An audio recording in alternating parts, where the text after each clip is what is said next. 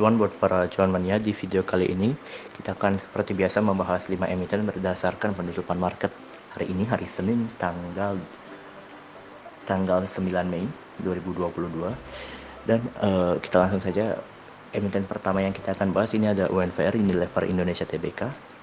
Yang kedua ada EXCL, Excel Axiata Tbk. Yang ketiga ada Cleo, Sariguna Prima Tirta Tbk. Yang keempat ada BRPT, Barito Pacific Tbk. Dan yang terakhir kita akan bahas hari ini ada BC International Tbk. Oke, kita langsung ke emiten yang pertama, ini ada UNVR. Jika kita lihat, yang menarik tentang UNVR adalah dalam beberapa hari kemarin ini ada volume yang signifikan, volume pembeliannya yang signifikan terlihat sejak tanggal 25 April 2022.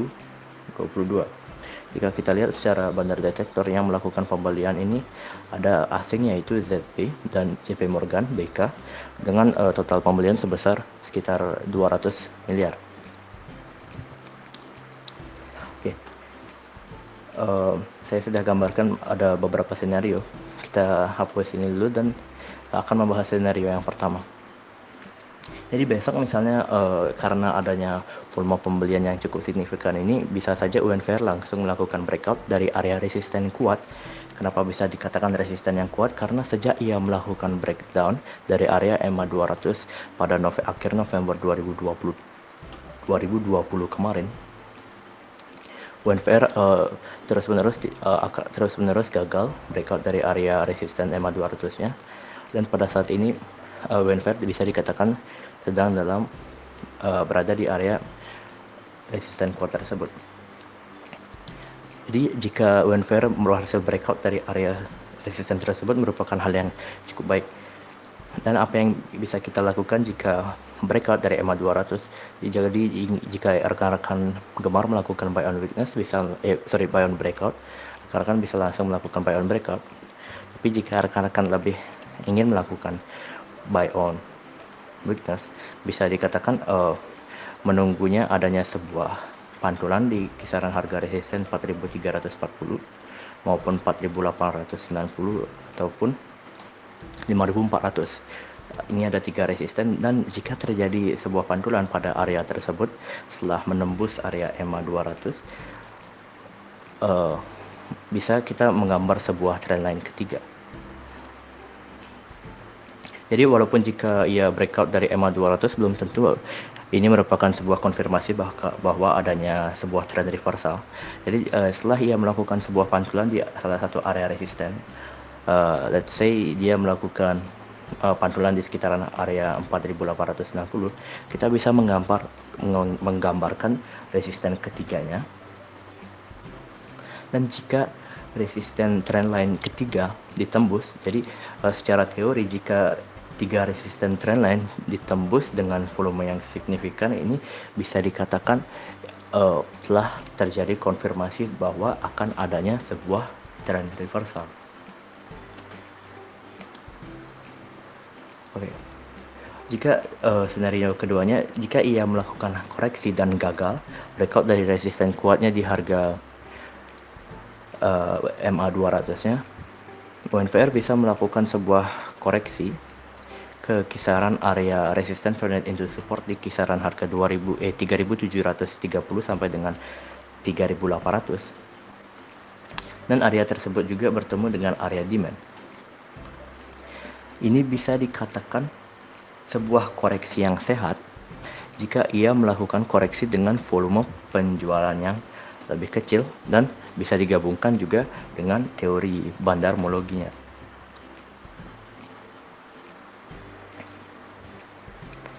Oke, untuk senario kedua, jika ia memantul di area resisten turn into supportnya, target pertamanya tetap untuk jangka pendek. Bagi yang ingin hanya melakukan sebuah cuan bungkus, bisa langsung melakukan taking profit saat ia menyentuh EMA 200 ke 2 kalinya, karena tetap EMA 200 ini merupakan sebuah resisten yang cukup kuat. Untuk emiten yang kedua kita akan bahas hari ini ada Excel. Jadi Excel ini kita dapat bahas berkali-kali saat ia menyentuh area supportnya, dan kita juga dapat merekomendasikan untuk melakukan penjualan saat ia menyentuh area resistennya di harga 3.370. Oke, jika dilihat seperti ini dalam time frame biasa, yaitu time frame daily-nya, Excel ini tidak begitu terlihat adanya sebuah tanda-tanda adanya reversal atau koreksi sementara. Jadi kita akan langsung terjun ke time frame 1 hour, dan di mana di time frame 1 hour-nya ini terlihat bahwa Excel ini ada sebuah pattern reversal, yaitu head and shoulder. Dengan target head and shoulder ini, jika kita ukur dengan teori price action, target dari head and shoulder ini maksimal berada di kisaran area demand. Dan bisa kita lihat, kita bisa menemukan sebuah area support di sekitaran area demand, dan juga jika kita kembali ke time frame yang lebih rendah lagi, lebih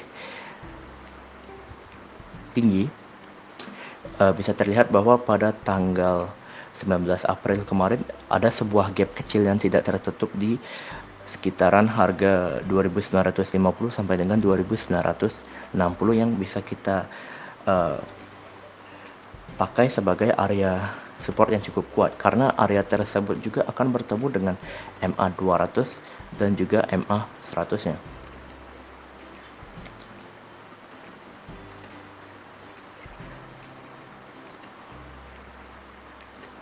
Jika Excel berhasil menyentuh area demand dan melakukan pantulan, target pertama Excel ini berada di kisaran area supply yang pada saat ini sedang dibentuk di kisaran harga 3.050 sampai 3.100, yang merupakan area tersebut juga mendekati area neckline dari pattern reversal head and shoulder.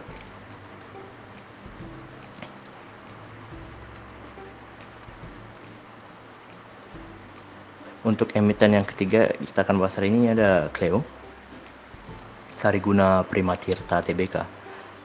Cleo, jika kita lihat sejak ia menyentuh area supportnya pada tanggal 8 Maret ini, bisa kita gambarkan sebuah support trendline yang berwarna merah yang menggambarkan keadaan tren pada saat ini. Saya juga telah menggambarkan 3 resisten trendline sama seperti Unilever tadi. Jadi setiap ia membreakout area resisten trendline-nya, ia membentuk sebuah high baru dan melakukan pantulan di area tersebut. Jadi kita bisa menggambarkan trendline yang baru sebanyak 3 kali. Cleo juga pada saat ini sedang tertahan oleh resisten yang sangat amat kuat karena bertemu dengan MA 200 dan juga merupakan sebuah area support into resistance. Dan area tersebut jika ditembus, karena area ini juga tertahan oleh area resisten trendline-nya. Jadi jika Cleo ini menembus area MA 200 resisten dan juga resisten trendline, bisa dikatakan Cleo ini telah terkonfirmasi terjadinya sebuah uptrend dalam jangka pendek ya. Target uptrend dari Cleo ini terletak di kisaran harga 500 yang merupakan sebuah resisten yang kuat juga.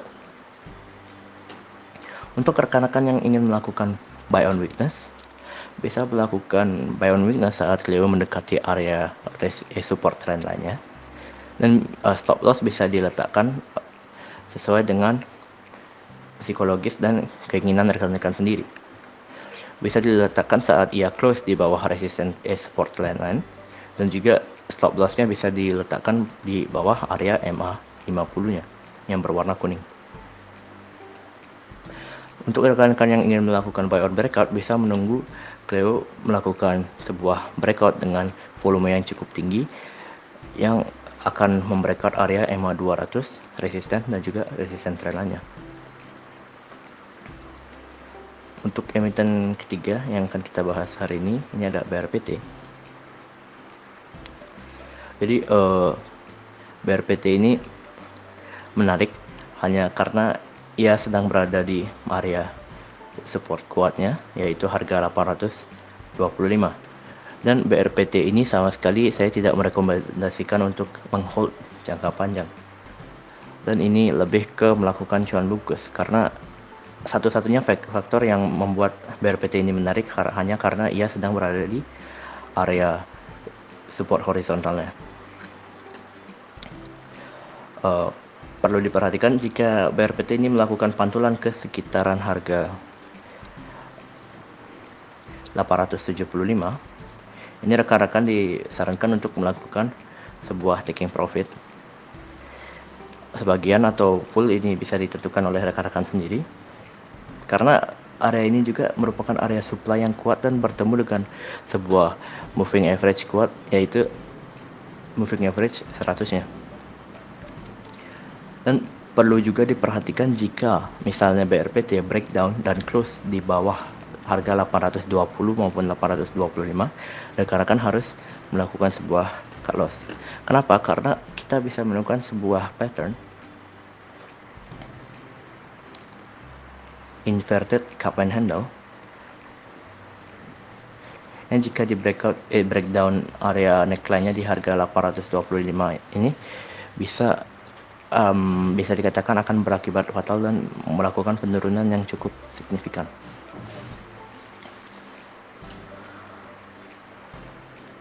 Untuk emiten terakhir yang kita akan bahas hari ini ada BC International TBK. Jadi BC ini simple secara teknikal, ini cukup menarik. Mengapa? Karena BC ini membentuk sebuah pattern continuation, yaitu symmetrical triangle.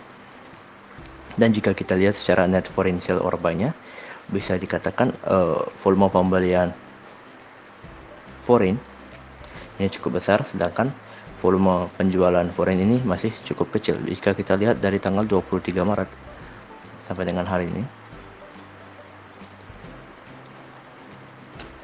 yang melakukan pembelian itu ada cut.